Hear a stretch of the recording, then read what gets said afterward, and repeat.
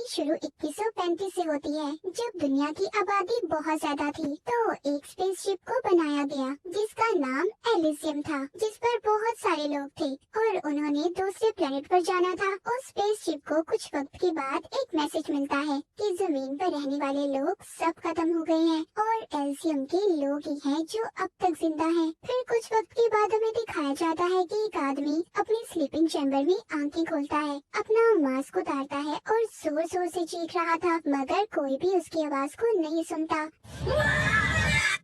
जिस चैम्बर में वो सो रहा था उस पर उसका नाम वॉर लिखा हुआ था। फिर उसको आहिस्ता आहिस्ता होश आता है। वो अपने जिस्म से लगी हुई तारों को निकालता है, पर उस आदमी को कुछ भी याद नहीं था कि वो कैसे आया और कौन है। वहाँ पर लाइट भी नहीं थी। वो एक फ्लैश लाइट लेकर अपने एक साथी के चैम्बर के पास जाता है, उसके स्लीपिंग चैम्बर को खोलने की कोशिश करता है, पर वो भी नहीं खुलता। वो अपना यूनिफॉर्म पहनकर कैप्टन के चैम्बर तक जाने की कोशिश करता है, वो भी नहीं खुल रहा था। फिर वो एक रॉड लेकर उसे जोर जोर से मारता है। तभी अचानक से बिजली तेज हो गई थी और उसका साथी जिसका नाम पेटन था, उसका स्लीपिंग चैम्बर भी खुल जाता है। पर दोनों को कुछ भी याद नहीं था कि वो कौन लोग हैं और क्यों इस स्लीपिंग चैम्बर में थी, इनका मिशन क्या है। अब वो दोनों अपना मैसेज भेजने की कोशिश करते हैं। उनके हाथ पर 5 नंबर जैसा कुछ लिखा हुआ था, मतलब वो ग्रुप 5 के थे। वो नहीं जानते थे कि उनके बाकी साथी कहाँ पर हैं।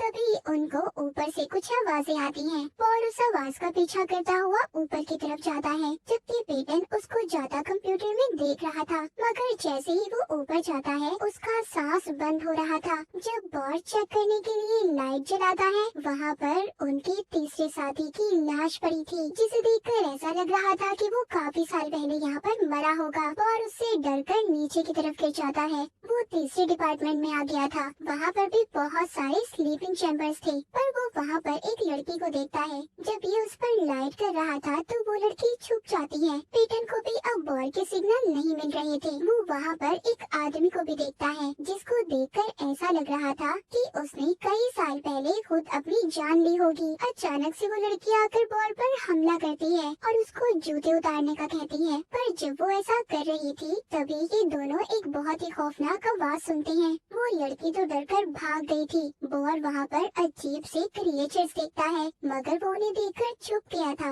और अपनी सांस को भी बंद कर लेता है। वो क्रिएचर बहुत ही ज्यादा खतरनाक था और जोर जोर से गुर्रा रहा था।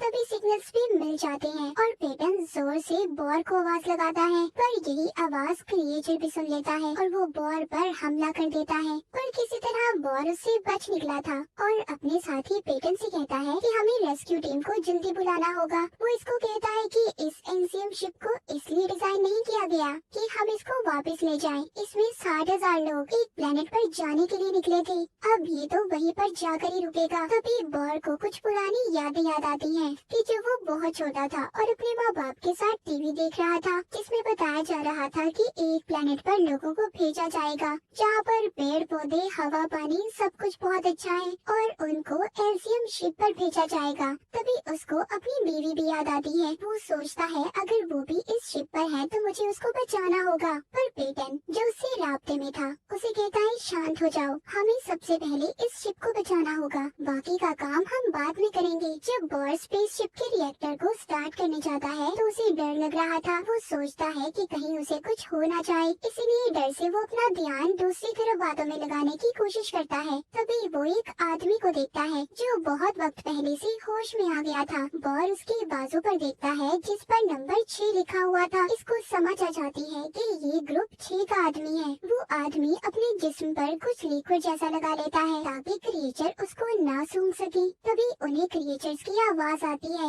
अब वो दोनों छुपने की कोशिश करते हैं। तभी वहाँ से बॉल नीचे गिरने वाला था, पर एक रस्सी को पकड़कर बच जाता है। उसका ट्रांसमीटर भी टूट गया था, जिससे वो पेटन से राब्ते में था। उनका राब्ता भी अब खत्म हो चुका था। क्रिएचर्स उस पर फिर से हमला कर देते हैं, लेकिन एक आदमी आकर बॉल को बचा लेता है। उसके हाथ पर भी नंबर लिखे हुए थे, जिससे पता चलता है कि वो किसी दूसरे डिपार्टमेंट से था। ये दोनों अब खाने वाले एरिया में जाते हैं, जहाँ पर वो लड़की लड़की जिसने पहले भी वॉर पर हमला किया था वो इन दोनों पर दोबारा से हमला कर देती है। यहाँ पर इनको फिर से क्रिएचर्स की आवाज आ रही थी। इस लड़की का नाम नाडिया था। वो कहती है कि रिएक्टर रूम बहुत खतरनाक है और जो भी इंसान वहाँ पर गया जिंदा कभी वापस नहीं आया। वॉर कहता है जो भी है पर हमें खतरा उठाना होगा, हमने अपनी स्पेसशिप को बचाना है। नाडिया को भी वॉर पर यकीन हो रहा था। वो यहाँ पर बताती है कि मैं 6 महीने पहले अपने स्लीपिंग चैम्बर से बाहर आ गई थी। नाडिया यहाँ पर अपना हाथ रखती है तो एक दरवाजा खुलता है। ये उस कमरे में जाती है जो काफी रोशन था। नाडिया बताती है कि इस हिस्से में मैं अपने साथियों के साथ रहती थी। मैंने बहुत से पौधों और जानवरों के सेल्स को जमा किया था ताकि जिस प्लेनेट पर हम जा रहे हैं उधर जाकर एक अच्छी जिंदगी गुजार सकें। तभी बॉर को याद आता है कि उस प्लेनेट तक पहुंचने के लिए उन्हें 123 साल लगेंगे। नाडिया उसको खाने के लिए कुछ देती है और कहती है हमें अपने सफर पर जाते हुए 8 साल हो चुके हैं। उधर पेटन जब आगे बढ़ता है तो उसको एक आदमी मिलता है जिसका जिस्म अजीब सा चिपचिपा था और उससे बोला भी नहीं जा रहा था, मगर वो कांपता हुआ उसे बताता है कि मैं ग्रुप 6 का हूँ। कैप्टन ब्रिज में जाकर मेरा ये हाल हुआ है। कैप्टन ब्रिज वही जगह थी जहाँ पर इस स्पेसशिप का रिएक्टर था। अब यहाँ पर हम देखते हैं कि बॉर और उसके साथ ही दूसरे कमरे में पहुँचते हैं जहाँ पर सारे स्लीपिंग चैम्बर्स खाली थे। नाडिया कहती है मुझे लगता है कि इनमें से भी इंसान वक्त से पहले जाग गए हैं जो अब क्रिएचर बन चुके हैं। जब ये थोड़ा सा आगे बढ़ते हैं तो एक वेंट में गिर गए थे जहाँ पर बहुत कीचड़ था। खैर बॉर नाडिया और खुद को बचा लेता है पर यहाँ पर भी क्रिएचर्स आ गए थे जो इन पर हमला कर देते हैं। ये तीनों उनसे बचकर उन पर हमला करते हैं। एक क्रिएचर अपने नुकीले कांटों से इन पर हमला करने की कोशिश कर रहा था पर ये बचकर यहाँ से भाग जाते हैं। दूसरी तरफ पेटन के पास एक आदमी आता है जो उसको बताता है कि मेरी टीम में जो कैप्टन था उसको बहुत बुरा पेंडोरम का दौरा पड़ा था। दरअसल पेंडोरम एक ऐसी बीमारी है जो सिर्फ एस्ट्रोनॉट को होती है। उनको अजीब तरह से दौरे पड़ते हैं और उनके जज्बात पहले से ज्यादा बढ़ जाते हैं। इसके साथ साथ नए जज्बात भी उनमें आने लगते हैं। वो कहता है वो मुझे मारने वाला था पर मैं किसी तरह बचकर भाग आया। पेटन को उस आदमी की बातें सुनकर यकीन नहीं हो रहा था। उधर बॉर के साथ ही एक जगह पर छुप जाते हैं। वहाँ पर इनको एक आदमी मिलता है जो इनको खाना बना कर देता है। वो भी अपने स्लीपिंग चैम्बर से कुछ वक्त पहले ही उठा था। यहाँ पर नाडिया सबको बताती है कि ये जो क्रिएचर्स हैं ये भी पहले इंसान थे मगर ये वक्त से पहले जाग गए। इनको सुलाने के लिए जिन दवाइयों का इस्तेमाल किया गया था उनका इन पर उल्टा असर हो गया और इसी असर की वजह से वो क्रिएचर्स बन गए। उधर पेटन के पास जो आदमी था उसको कहता है कि मुझे लगता है कि तुम्हें भी शायद पेंडोरम हो गया है। उधर वो आदमी जिसने बॉर और नाडिया को खाना खिलाया था वो भी उन्हें यही बात बता रहा था। वो आदमी पेटन को बताता है कि कई साल तक सब स्लीपिंग चैम्बर में थी और काफी सालों तक सोते रहे पर हमारे कैप्टन बदलते रहते थे। लेकिन जब ग्रुप 4 की बारी आई तो हमें जमीन से आखिरी मैसेज मिला कि जमीन पर सब कुछ खत्म हो गया है। यहाँ पूरे सोलर सिस्टम में इंसान सिर्फ एलसीएम शिप पर ही जिंदा है। ये सुनकर स्पेसशिप में भगदड़ मच गई और मैंने अपने सभी साथियों को मार दिया। कुछ देर के बाद मैं बोर हो गया और फिर लोगों को जगाकर मैं चैम्बर से बाहर लाने लगा पर बहुत जल्दी मैं इन चीजों से भी बोर हो गया और फिर मैं अपने स्लीपिंग चैम्बर में चला गया और इंसान वक्त से पहले जाग गए थे। वो सभी क्रिएचर्स बन गए जिससे सारा शिप बुराइयों से भर गया। उधर बॉर और उसके साथी भी बेहोश हो गए थे क्योंकि जिस आदमी ने उन्हें खाना खिलाया था उसने बेहोशी की दवा मिला दी थी। पेटन को भी पेंडोरम के दौरे पड़ रहे थे। उधर जब बॉर और उसके साथियों को होश आता है तो वो उल्टा लटके हुए थे। वो आदमी जिसने इन्हें खाना खिलाया था वो कहता है कि मैं तुम्हें मार दूंगा। बॉर कहता है कि अगर तुम हमें ऐसे मार दोगे हम फिर स्पेसशिप को कभी ठीक नहीं कर सकते जिससे हम सभी यहाँ पर फंसकर मर जाएंगे और तुम भी मर जाओगे। ये सुनकर वो आदमी बॉर और उसके साथियों को छोड़ देता है। बॉर और उसकी टीम अब आगे बढ़ते हैं। बॉर राब्ता करके पेटन से कहता है हमें जल्दी रिएक्टर को चलाना होगा, हमारे पास सिर्फ 47 मिनट है। अब ये अपनी मंजिल की तरफ बढ़ रहे थे। जैसे ही ये आगे जाते हैं इन्हें एक बेबी क्रिएचर मिलता है जो चीख कर अपने माँ बाप को बुला रहा था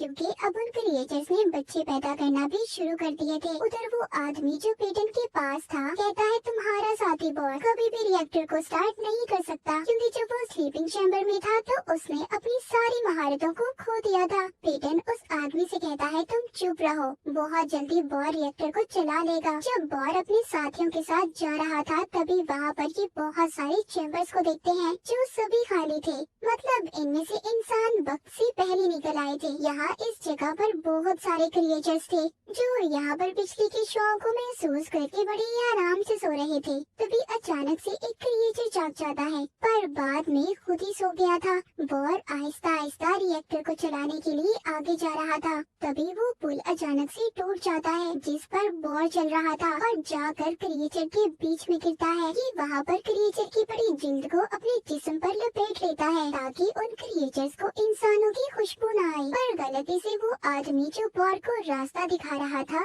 उसकी लाइट क्रिएचर्स के दरमियान में गिर जाती है। सभी क्रिएचर्स जाग गए थे, लेकिन बॉर जल्दी रिएक्टर की तरफ पहुंच गया था। वो रिएक्टर को जल्दी जल्दी चला देता है। वो आदमी जो बॉर को रास्ता दिखा रहा था, जो उसका साथी था, उन क्रिएचर्स पर अपने एक भाले से हमला करता है। जैसे ही वहाँ पर रिएक्टर चलता है, उसके चलने से जितने भी क्रिएचर्स थे सबके सब शांत हो गए थे। वहाँ पर बॉर और नाडिया भी क्रिएचर से दूर भाग रहे थे। बॉर का तीसरा साथी जब क्रिएचर्स पर हमला करता हुआ आगे बढ़ रहा था तभी उसके सामने एक बेबी क्रिएचर आ गया था जो पहले तो बड़ी मासूमियत से उसे देख रहा था, पर अचानक से उस पर हमला कर देता है, उसकी गर्दन काट देता है। उधर पेटन के पास जो आदमी था वो अपनी गन से उसे मारने की कोशिश कर रहा था, पर तभी अचानक से उन दोनों के जिस्म आपस में जुड़ने लगते हैं और अचानक से वो आदमी गायब हो गया था जिसने पेटन को सारी कहानी सुनाई थी। वो आदमी जिसने बॉर और उसके साथियों को बेहोशी की दवा मिलाकर खाना खिलाया था, वो यहाँ पर पेटन को कुछ बताना चाहता था, पर पेटन उसको भी शूट करके मार देता है। तभी उधर बॉर और नाडिया भी आ गए थे। पेटन कैप्टन की चेयर पर बैठता है जो कह रहा था कि मैं पेटन नहीं हूँ। बॉर जब ये सुनता है उसके पास जाकर गन करके पूछता है। वो कहता है बताओ तुम कौन हो? कहता है मैं वो कैप्टन हूँ जिसको जमीन से आखिरी मैसेज मिला था और मैंने ही यहाँ पर सभी इंसानों को क्रिएचर्स बनाया है और मेरा ये काम 20 साल से चल रहा है, पर फिर मैं बोर होकर दोबारा से अपने स्लीपिंग पॉट में चला गया, अपने नहीं तुम्हारे दोस्त कैप्टन पेटन के। वो कैप्टन बॉर से कहता है कि हमें अपने डर को कबूल कर लेना चाहिए और ऊपर से एक दरवाजा खोलता है। नाडिया जब ऊपर देखती है तो समझ जाती है कि ये तो बहुत पहले ही उस प्लेनेट पर पहुंच गए थे जो समंदर के बीच में है। तभी इनको पता चलता है कि ये स्पेसशिप में 123 साल से नहीं बल्कि 923 साल से फंसे हुए हैं। मतलब ये था कि वो इंसान जो अब क्रिएचर्स बन चुके हैं, अगर वो 800 साल बाद जागते तो क्रिएचर्स कभी ना बनते। ये सब बातें सुनकर बॉर को पेंडोरम का दौरा पड़ता है। वो गलती से अपनी गन चला देता है, इससे शिप का एक हिस्सा खराब हो गया था